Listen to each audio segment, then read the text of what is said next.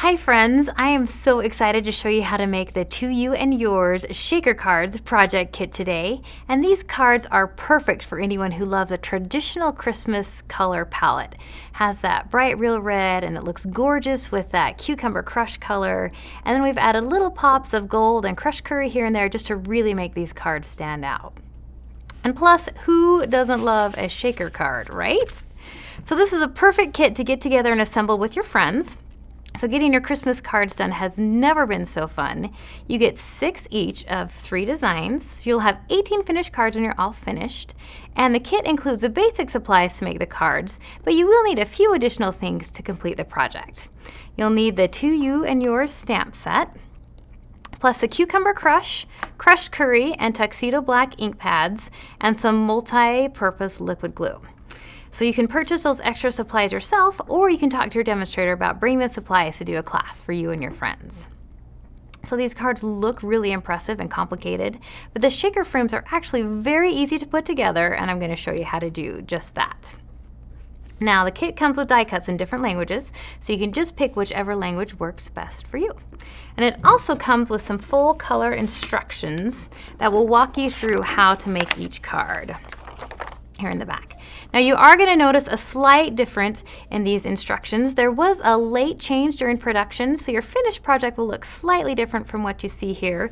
The red and the green colors on these die cuts have been reversed.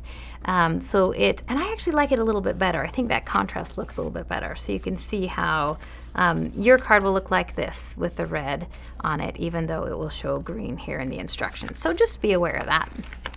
So let's dive right in so you can see how easily these cards come together. And we're going to start with the Christmas tree first, because this is the one you're going to want to put together first. You want to make sure you get your sequins glued to this card first before you use them all in your ornament here. So you're going to start very first just by peeling off the die cuts of the tree and applying it to the base here. Simple as that, and then you'll add your stamping. So you'll add the star and the little pot and your greeting until your base now looks like this. Now, this is the most important part when you've got to flip this over, and you need to apply the window sheet to the back of this card here. If you don't do that, the card is not going to work. So let's just use our glue here. Just kind of follow the basic outline of that tree and apply your window sheet. That's what's going to make your glitter stay in. There we go. So our next step is to create the back of the shaker card. So we're going to do some background stamping on that. That'll give it a fun background for that glitter we're going to put on it. So you can see here we have stamped the tree image on the piece of paper. You don't need to line this up exactly. There's some wiggle room in the card. So just get that basically center and you'll be fine. And then just glue on your sequins with your two-way glue. So that's all ready to go. So now to create the shaker parts, you're going to use these little strips here. Pull them off, and what you'll do is just line these up. You don't need to follow the shape of the tree exactly. Just make sure you get it pretty close. And there. And you will have your snips handy when you do this to cut that off. And so just follow the basic line of the tree there. And then the important part, there are my snips, I couldn't find them. The important part is just to make sure that all of your strips meet up. So see how I'm making those meet at the top? They don't need to be exact. I don't need to put it right here. You just need to make sure that they all meet so there's no space that any of that glitter can get through. So you'll just follow the basic outline of the tree. It's much easier when you have your snips there. You know, then you could do the base and the sides and everything. So when you are finished with that, it's going to look like this. So we have the dimensionals on the back of the tree.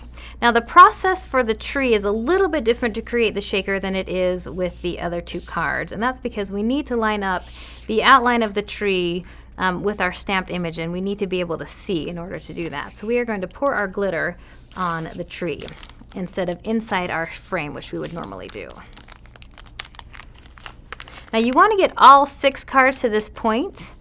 first and then start pouring the glitter. So you don't want to put too much in some cards and then leave you with not enough at the end. So it's easiest if you get all 6 to this point and then just pour your glitter on so you can make sure your glitter is kind of evenly distributed there. Then you'll just pull off the paper backing on all of these strips like that. I won't do those all because there's a lot of them there. And then you'll line it up on the tree right there. So just make sure that's straight, that both the stem and the top are good. And then you'll just adhere that to the card like that.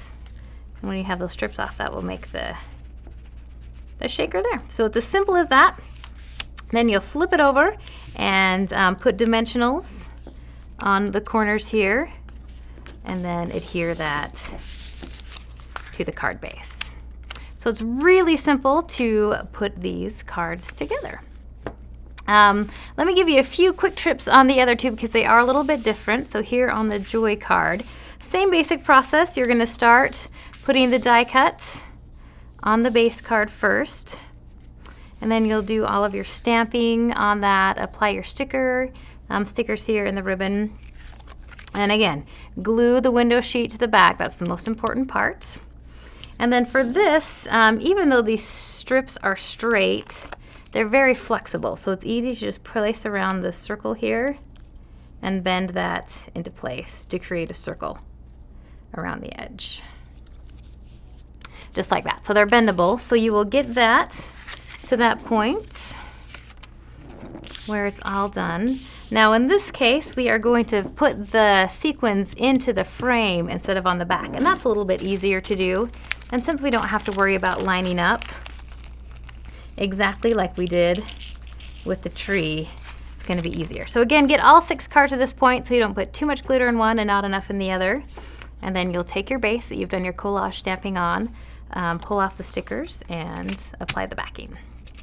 Just like that in dimensionals, and apply to the base of the card. The Merry and Bright is exactly the same as the Joy card. Do all the stamping, apply the sticker, get everything done. I'll show you what the back looks like with those dimensional strips on there. Again, just follow the basic shape of that star. It doesn't need to be perfect. As long as they all meet at the edges, you'll be fine. Fill in your stars, do all 6 at once, and then apply your collage back. And you are done. So they really are simple and easy to put together. Once you learn that basic process of how to make a shaker frame, they're gonna go really quick to get the rest of these put together. And you'll be able to get all 18 cards done pretty easily in an evening, and it's a great time to get together with your friends and just get all of your Christmas cards done. So contact your demonstrator today about a class, or you can also go online to our online store at StampinUp.com and purchase all the supplies you need to get your Christmas cards done for fun little shaker frames. So thanks for joining me, and I'll see you later.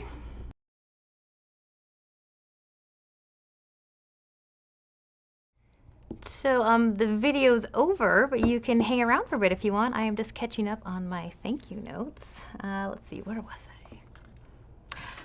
Thank you, Australia, for giving us Hugh Jackman and Chris Hemsworth. Keep up the excellent work.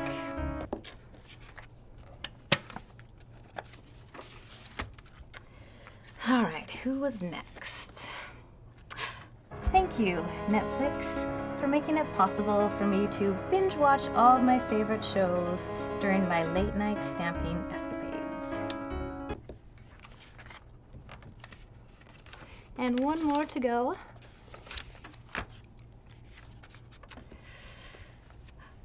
Thank you, stamping friends, for clicking the subscribe button so you don't miss out on any of Stampin' Up's fantastic videos. I promise it's the best decision you'll ever make. Love, Holly. All right, that's all I've got for today, but if you clicked the subscribe button, then I will see you again next time. Goodbye.